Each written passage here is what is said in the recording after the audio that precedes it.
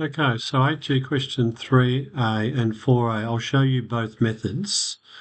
So I need two numbers that when we add them together, give me 2, and when we multiply them, give me 3 times -5, -15. And I'm thinking 5 and 3, but I need the negative on the 3 so that we get a positive 2 there. So then the grouping becomes 3x squared plus 5x minus 3x minus 5, and that's going to be x outside of 3x plus 5 and minus 1 outside of 3x plus 5, and that's going to give me x minus 1 and 3x plus 5. And what would that look like doing crisscross? Crisscross, I want 3x and x, and I want 5 and 1, and I need a negative somewhere. If I put my -5 there and my 1 there, that's going to give me 3x and minus 5x, which is minus 2x, but I want positive 2x, so I'm going to change that to positive and that to negative, and I can see my factors there are 3x plus 5 and x minus 1, the same answers as we got up here.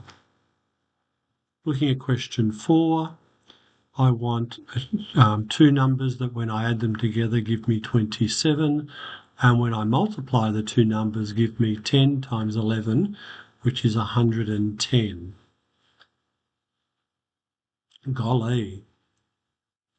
11 and 10 divide by 2, so 22 and 5, and that gives me a 27. So the way I do that is I halve this one and doubled that one. So 22 and 5, so 10x squared plus 22x plus 5x plus 11, which gives me a common factor of 2x, which gives me 5x plus 11 plus 5x plus 11, which is 5x plus 11 and 2x plus 1. And using the crisscross method, I would be doing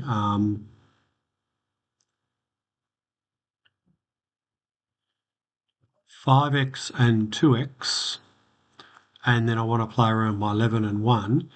If I put my 11 down here and my 1 up there, it's going to give me 55.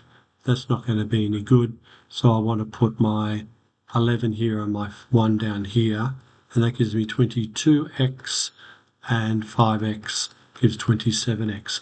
This crisscross method means you will play around a little bit more to find your factors, so you need to be good with your multiplication. Same answer. And looking at question number 5A, common factor first, I can see that there's a 2 in all of that. 2 outside of 15x squared minus 7x minus 2.